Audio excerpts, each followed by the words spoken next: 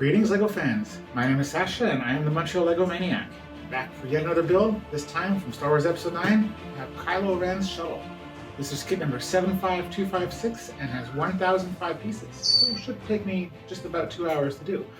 But before I start building it, let's open the box and see what we have inside.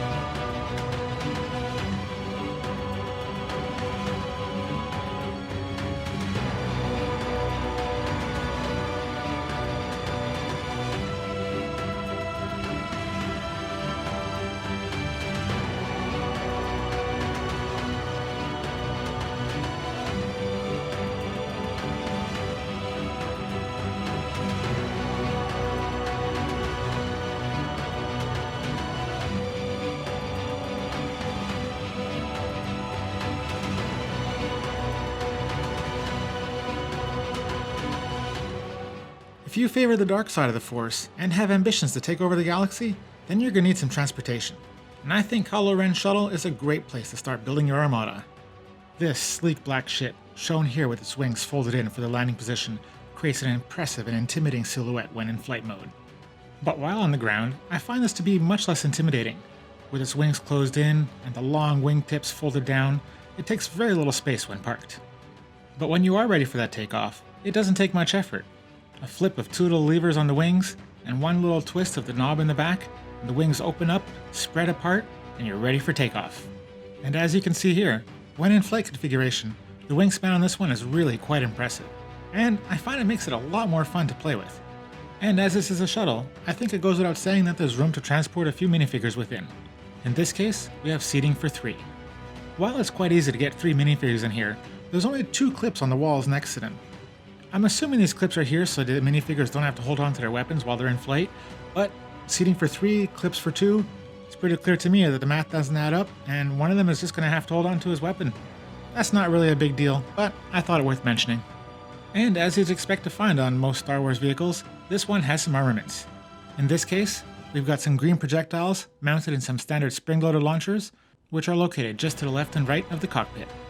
And in typical LEGO fashion, the triggers for these launchers have been conveniently placed. In this case, they're in the back of the ship, just below the engines and off to the side a little bit. Not being overly feature-rich, that pretty much covers the features of this ship. But that's not to say there's not more to talk about, because this set comes with 6 minifigures, which is really quite pleasing. First up, we've got General Pryde, a Sith Trooper, and a First Order Stormtrooper.